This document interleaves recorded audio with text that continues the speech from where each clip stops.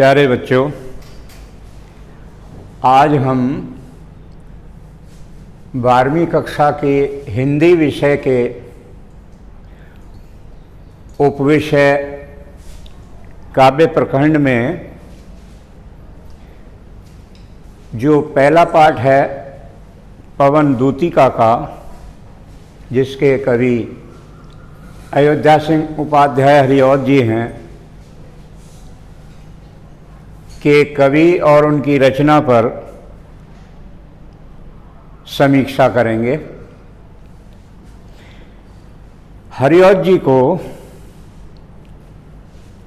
भक्ति काल के सूरदास के रूप में, आधुनिक काल में हरिऔध जी को उसी रूप में देखा जाता है। जो कलात्मक रूप, जो लेखन विधियां सूरदास ने अपनाई, वही अयोध्या सिंह उपाध्याय हरिऔध में भरी पड़ी हैं। हरिऔध जी का जन्म सन 1865 ईस्वी में आजमगढ़ के निजामाबाद गांव में हुआ था। ये अपनी शिक्षा दीक्षा के लिए स्थानीय विद्यालयों में ही रहे और वहीं पर इन्होंने अध्ययन किया, किंतु इनकी पारिवारिक और आर्थिक स्थिति बहुत अच्छी ना होने के कारण इन्होंने सेवा यानी सर्विस करना भी शुरू कर दिया। इनके पिता जो पंडित भोलानाथ सिंह उपाध्याय थे, वो सादा जीवन उच्च विचार या साधारण जीवन यापन करने वाले थे और इनकी माता रुक्मणी देवी भी सादगी भरे विचारों वाली थी। अपने जीवन को, घर गृहस्थी को और अपनी पारिवारिक स्थिति को संवारने के लिए इन्होंने 20 वर्ष तक कानून गो की नौकरी की। उसके बाद वहाँ से त्यागपत्र देने के बाद काशी हिंदू विश्वविद्यालय में इन्होंने अवैतनिक हिंदी भाषा को पढ़ाने का कार्य किया। जब कोई भी पक्ष हो, लेने और देने के बदले में कोई तराजू या कोई शर्त नहीं होती, तो वह कार्य अति उत्तम होता है। इन्होंने वेतन न लेकर के हिंदी की सेवा के लिए ही विश्वविद्यालय में बिना नौकरी के, बिना वेतन के सेवा की और सन 1945 ईस्वी में ये इस संसार को छोड़कर हमेशा के लिए विदा हो गए। इनके जो रचना है, जिस ग्रंथ का नाम है प्रिय प्रवास, इस पर इन्हें मंगला प्रसाद पारितोषिक मिला और ये वर्तमान में खड़ी बोली हिंदी के साहित्य में प्रथम उपन्यास है।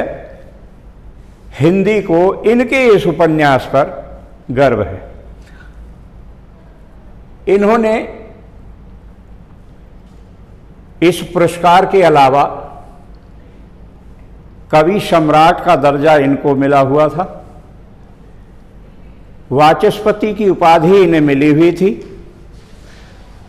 और अनगिनत सम्मेलनों में ये अध्यक्ष का पद संभालते रहे। इनके जो अध्यक्षीय पद या अध्यक्षीय भाषण होते थे, लोग उनको सुनने के लिए या उनके निर्णय को देखने के लिए, मतलब भीड़ के रूप में, दर्शक के रूप में आते थे। इसीलिए इनका दिन प्रतिदिन सम्मेलनों के अध्यक्षीय भाषण काफ़ी रहे। इनकी भाषा ब्रज किंतु जो प्रिय प्रवास रचना की है उसमें इन्होंने हिंदी खड़ी बोली का प्रयोग किया है और हिंदी साहित्य में खड़ी बोली हिंदी का काव्य में ये पहला ग्रंथ है, इसीलिए ये हिंदी साहित्य में प्रसिद्ध भी रहे हैं। इनके नाटक मुख्य रूप से रुक्मिणी परिणय और प्रद्युम्न विजय हैं, जो अपने में अच्छा स्थान रखते हैं। उपन्यास की दृष्टि से भी इनके जो दो उपन्यास हैं, ठेठ हिंदी का ठाठ और अध खिला फूल, ये दोनों महत्वपूर्ण हैं। काव्य में बहुत सारी रचनाएं हैं, लेकिन उनमें मुख्य रूप से प्रिय प्रवास, रसकलश, वैदेही वनवास आदि ये मुख्य हैं। जो वैदेही वनवास है ये रामायण पुस्तक पर आधारित है, उसको आधार मान करके ही इन्होंने इस वैदेही वनवास पुस्तक की रचना की है। प्रिय प्रवास में इन्होंने राधा और कृष्ण के प्रेम प्रसंग को दोनों रूपों में, यानी श्रृंगार रस और वियोग श्रृंगार रस अर्थात सुख और दुख, दोनों पक्षों पर इन्होंने ध्यान दिया है। यदि इनकी रचना पक्ष पर ध्यान दिया जाए तो ये सबसे पहली विशेषता तो ये है इनकी प्रिय प्रवास पुस्तक में तत्सम शब्दों का प्रयोग बहुतायत से किया है। इसीलिए इनकी भाषा को पढ़ने में बहुत कठिनाई होती है।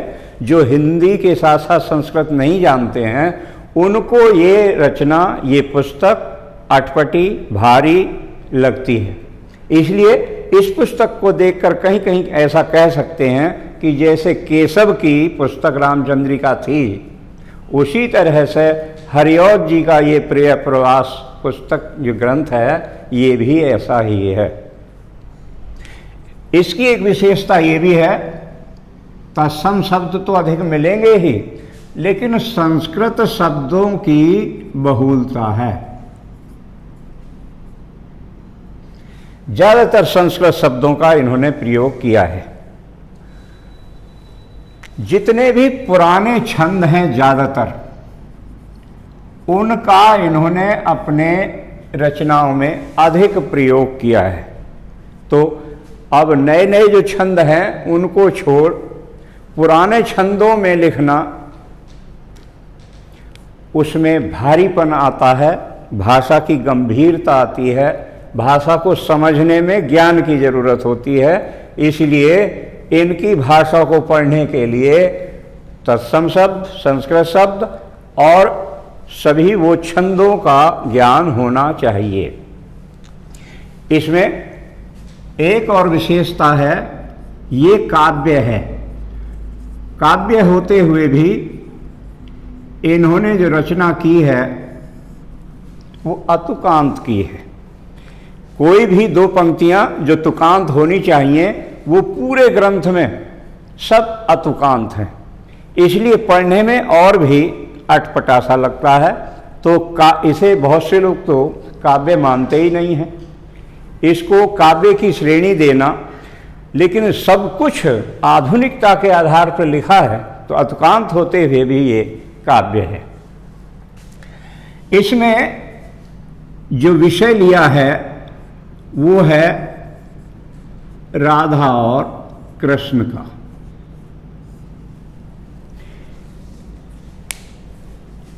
राधा का पूरा जीवन कृष्ण में है, लेकिन कृष्ण राधा के पास नहीं है, इसलिए राधा और कृष्ण के पास आजकल के मोबाइल फ़ोन या फेसबुक ना हो करके राधा ने केवल हवा को अपना वाहक मैसेंजर बनाया है और वो हवा ही कृष्ण तक सूचना देने का काम और कृष्ण से सूचना लेकर के राधा को बताने का काम करती है। हमारी इस पुस्तक में जो ये पहला अयोध्या सिंह का है, इसमें हमारा पाठ एक जो है उस पाठ का नाम भी पवन दूतिका है। अब ये पवन दूतिका ही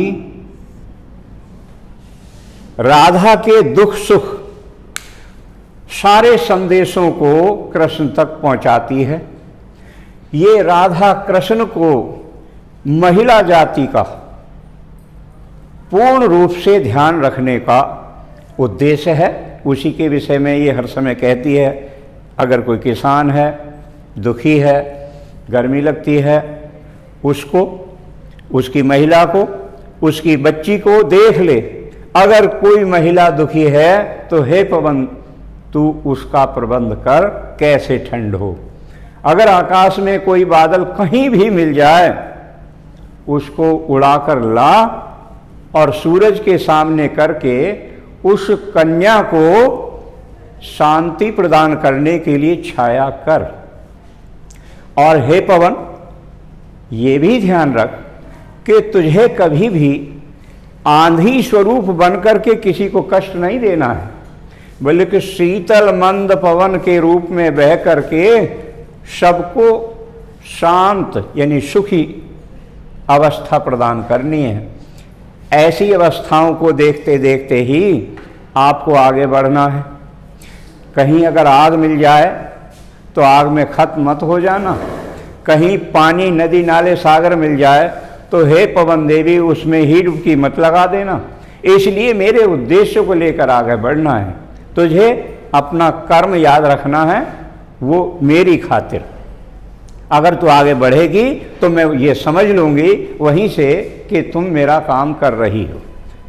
अगर मान लो कृष्ण किसी बाग बगीचे में खड़े हों, मान लो कृष्ण बांसुरी बजा रहे हों, मान लो कृष्ण किसी अपने बहुत खास या चिंतन में व्यस्त हों, तो फिर हे पवनदूत तुझे जो है चाहे बांसुरी के छेद में होकर के गुजरना पड़े, उस स्वर में ही बता देना राधा की बात को, तो वो स्वतः समझ जाएंगे, क्योंकि बांसुरी उनकी प्रिय वस्तु है। इतना ही नहीं, अगर तू कृष्ण के उस कक्ष में पहुंच जाए जिसमें वो बैठे हों, एक फूल अवश्य लेके जाना और वो फूल उनके चरणों में चढ़ा करके कहना कृष्ण से, महाराज ये मुरझाया हुआ फूल है और किसी कन्या ने आपको ये आपके चरणों में समर्पित करने को कहा है। अगर वो फिर भी ना समझें या ध्यान ना दें तो उनसे आप इतना अवश्य कह देना कि एक बाला, एक कन्या आपके चरणों को चूमना चाहती है। शायद कृष्ण में मेरी याद आ जाए और मैं समझ लूँगी कि आपने मेरा काम कर दिया। इसी प्रकार ये सारी जो प्रिय प्रवास पुस्तक है, राधा कृष्ण के वियोग और संयोग दोनों सुखद और दुखद पक्ष को लेकर के ही इसकी रचना है। और ये पूरे का पूरा सारे का सारा ग्रंथ इसी प्रसंग पर आधारित है।